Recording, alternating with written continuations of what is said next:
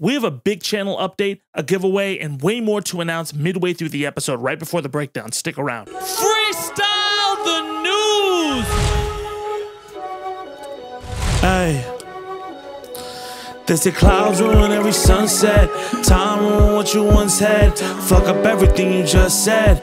When the moment get the cuffs next. They was shooting at you after one check. They was looking at you out of context. Turn another threat into a bomb threat. Fuck a Grammy, baby, I just want cash. Wanna say less. Fighting nobody and nobody win. Live with my exes, they make other friends. You don't own shit, you just paying us rent. Kill off a business, the money look different. Inflation go down, but they up the subscription. Conspiracy country turn family to killers. Dictators who hate you but meet with your grifters while chilling your brothers. Throwing rocks on every road that you run on. Controversy like it's Nickelodeon. Hitting Shannon up like I got some beef. Well, like, okay, then come on. Yeah.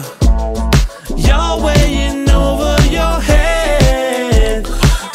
When you tracking my jump out the hospital, fuck up your moment. Jump back in office, you hate like Dakota. Name off the ballot, we'll talk to the SCOTUS. You think it's 6'3", but it's 8'1", like hold up. They say you old, you say your memory's fine.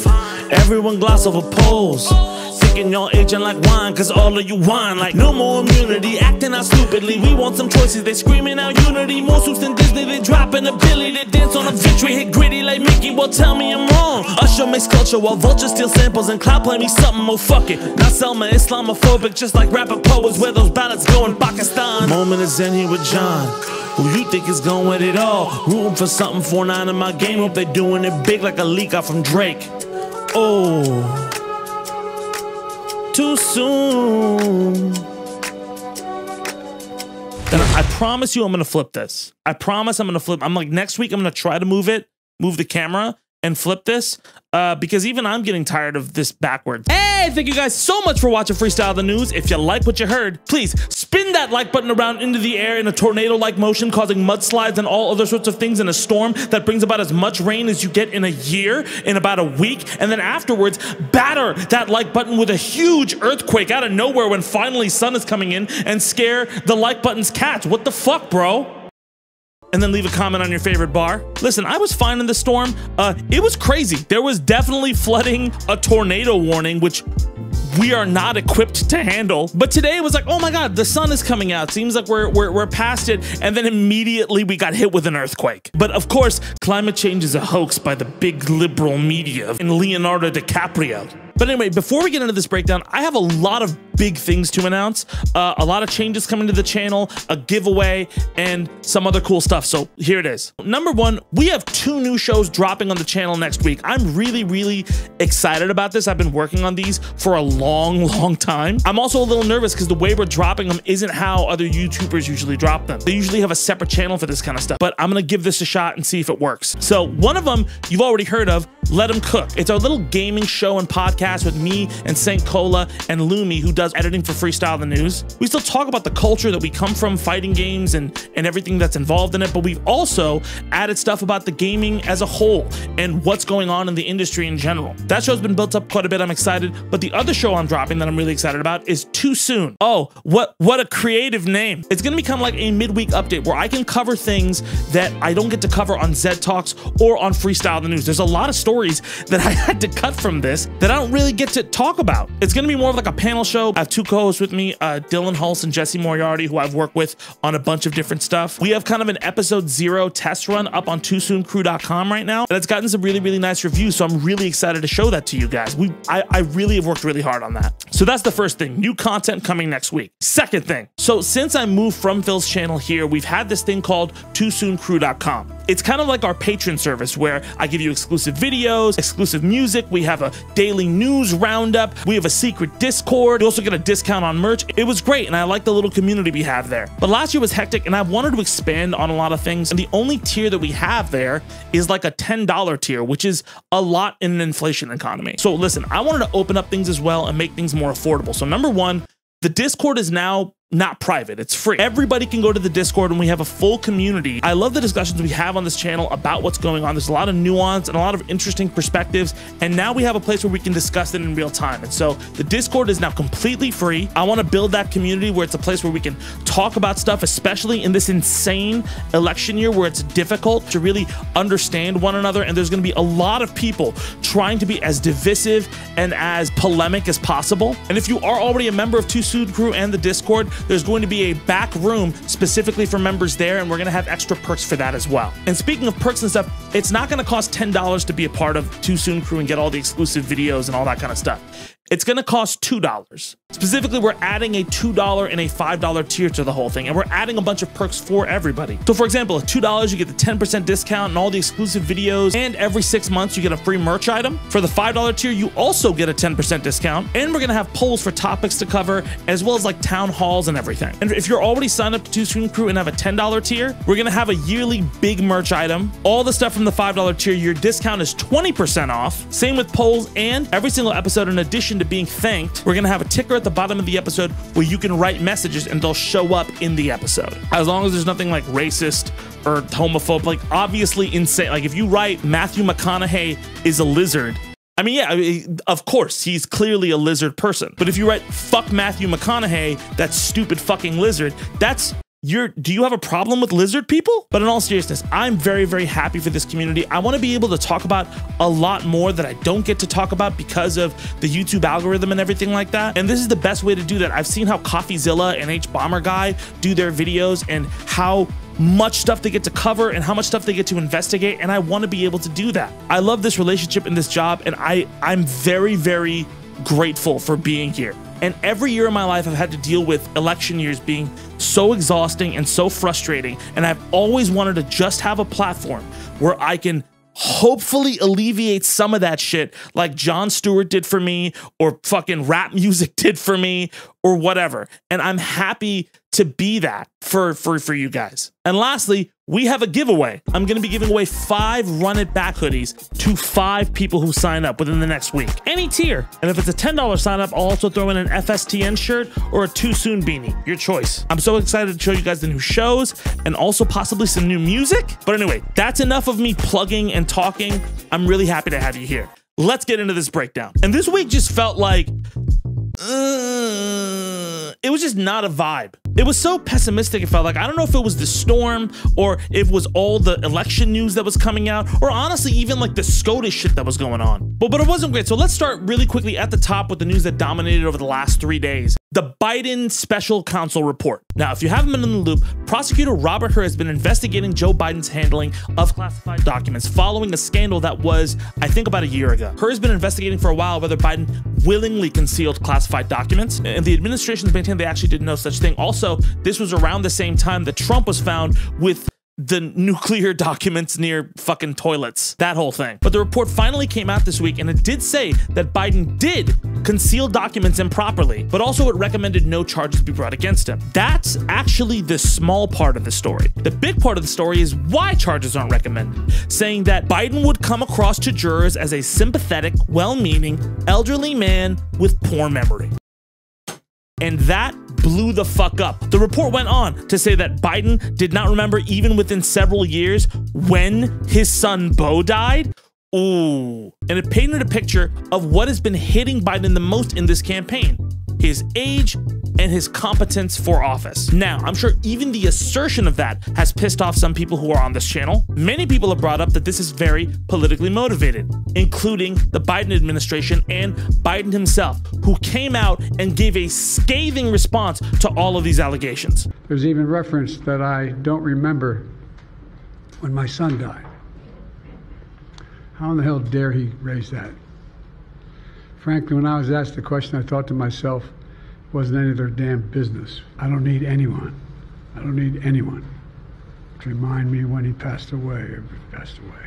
And he has a right to be angry because that story has run away with itself. One of the biggest media stories pretty much through this election has been Biden's age. Honestly, even Trump's age. It was the story last time as well. If you look at polling consistently, that is the #1 issue a lot of voters have with Biden himself. Now, I'm not defending the report either, by the way. I'm just saying this is an issue that is on a lot of voters' minds, according to polling. And to be fair, in press conferences like the one last night, there was positive response like, hey, why doesn't Biden do this more often? Just come out and talk like that. Because because he's just constantly getting hammered for not being competent. And again, because polling has been bad for Biden recently, this sent a lot of people into an absolute panic, a lot of Democrats specifically, with everybody seizing on the moment, the culture wars igniting here. Okay, look, as with everything, there is some nuance to this. Was this report politically motivated? Fucking yeah. If you argue anything other than that, I don't think you've been paying attention to American politics for the last fucking ever. Special counsels, even when they're doing diligent work, are almost always politically motivated. Even Robert Mueller, Ken Starr, they're trying to do the right thing, but politics now is this giant polarizing vortex. So if he's not recommending charges and he's saying this is just an old man, like that's 100% a needle at this guy. Whether it's self-aggrandizing, whether it's just dickishness, it's just people have motivations. So yeah, it's just the nature of the game. Is Biden Mr. Magoo in office, where he's just like he's like Weekend at Bernie's being held up by two people and like a skeletal corpse who just sucks the life out of a small intern before he goes to a podium? No. But is he old?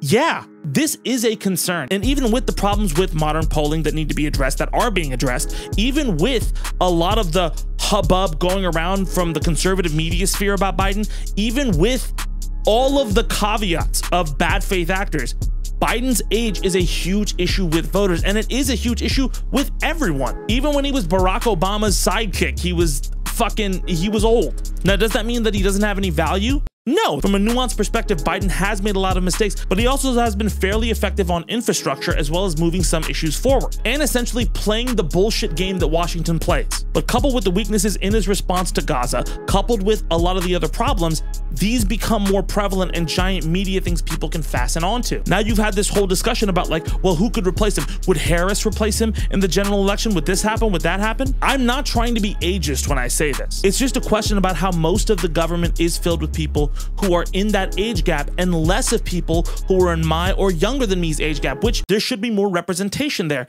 And to be honest, Donald Trump also has this issue. Actually, if you compare the polling from when Biden ran last time, Trump is around that age right now, and he has the same disapproval ratings based on age that Biden did. I don't think this is a one-way streak. If we're talking about age, both candidates should be criticized. Donald Trump has problems walking down ramps. He forgets and says things and misconstrues things all the time. It's not a one-way street, but also in politics, when you're asked a question and it's starting to stick, you have to tackle it head on. So we'll have to wait and see. Clearly, this has rattled Democrats. They're going to respond in some way, shape, and or form. But let me know your thoughts in the comments. Do you feel Biden's age is a problem? Do you think it's disqualifying? Do you think that all of this is bullshit and people are making a big deal out of nothing? And also, this is another thing that people get very defensive about. So please, I'm just talking about the story. Being in news is stressful. And let's move on to a little bit of an older story, but people have wanted me to talk about it. The Grammys. The Grammys were last weekend,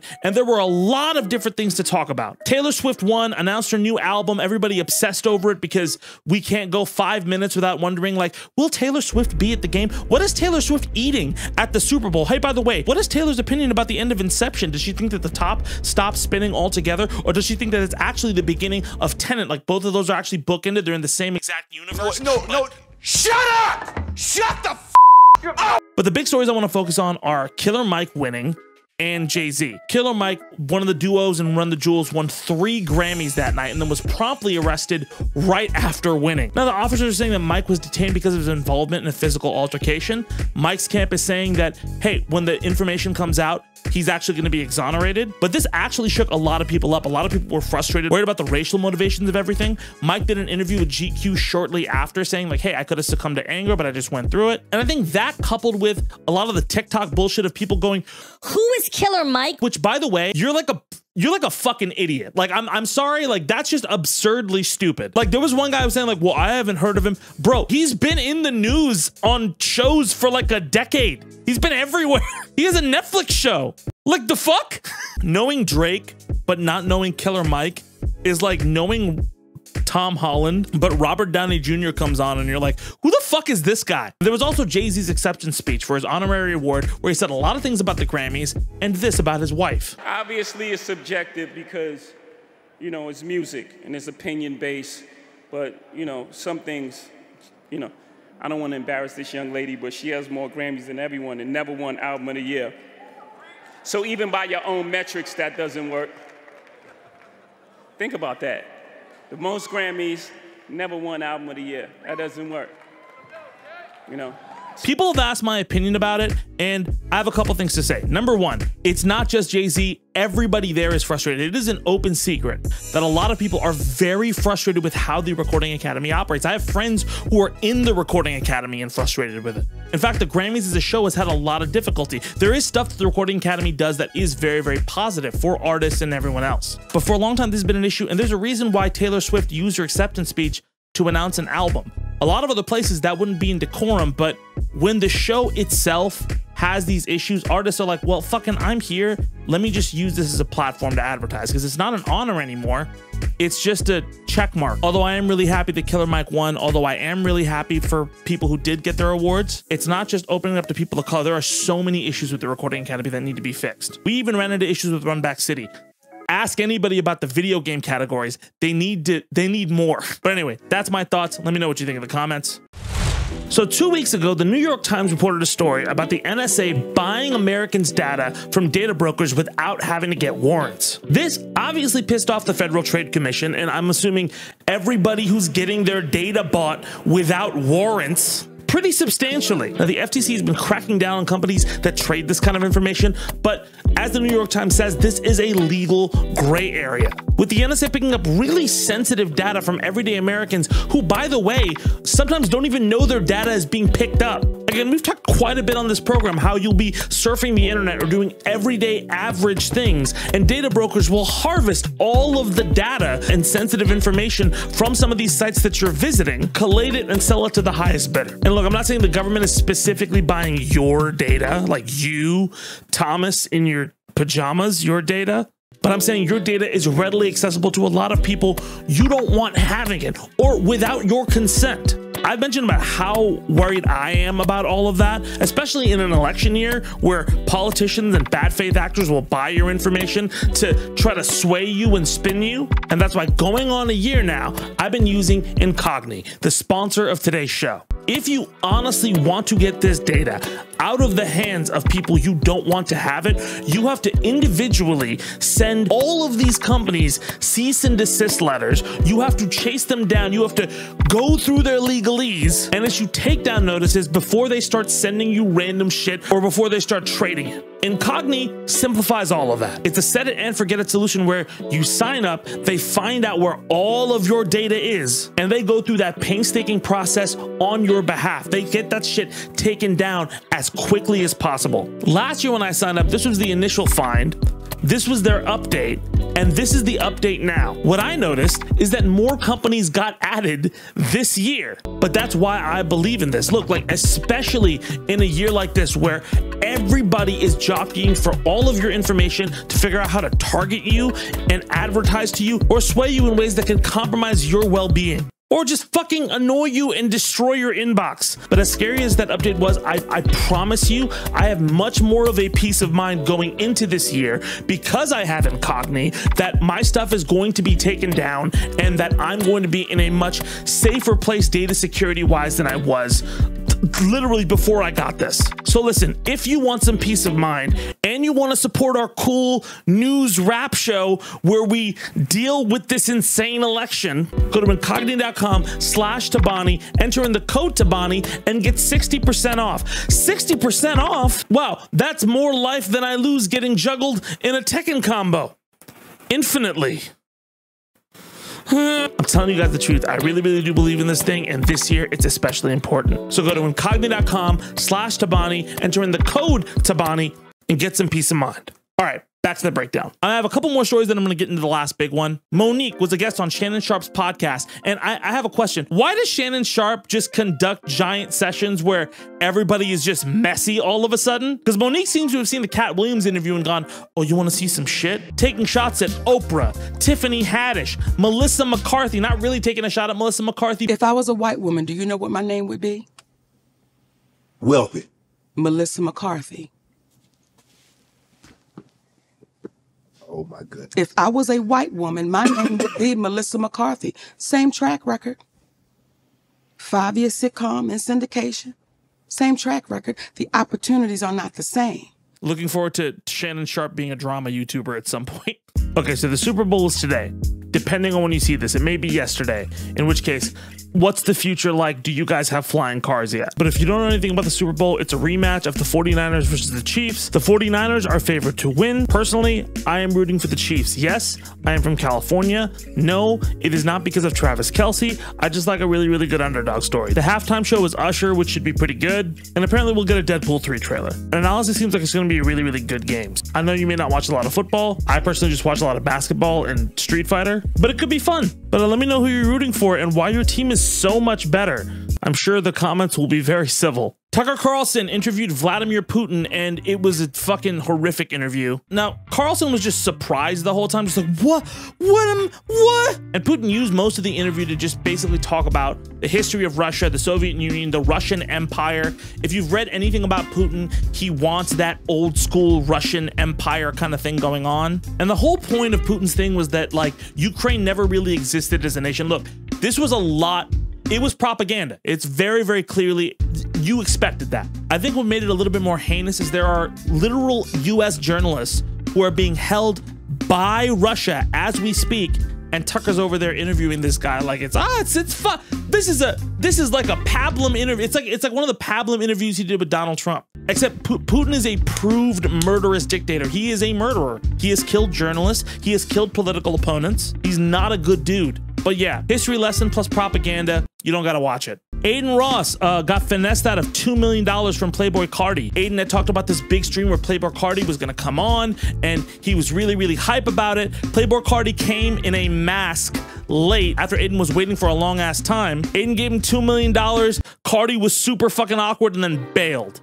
And last but not least, let's talk about Crunchyroll and FUNImation. Even if you don't watch nerdy shit, this is a really big deal and we should talk about it. Crunchyroll, which is the premier anime streaming service, it's a huge service where you can watch anything from Dragon Ball to One Piece to My Hero Academia, all the big anime shit that anybody likes. Crunchyroll is kind of like that destination for it. Well, recently Crunchyroll bought FUNImation. FUNImation was at one time the biggest dubber of anime, period. They made anime dubs, which used to be these weird, heinous things, into watchable, really entertaining content. They famously saved One Piece from the hell that was for kids. He's made a rubber! How did that happen? Yo ho ho, he took a bite of gum gum.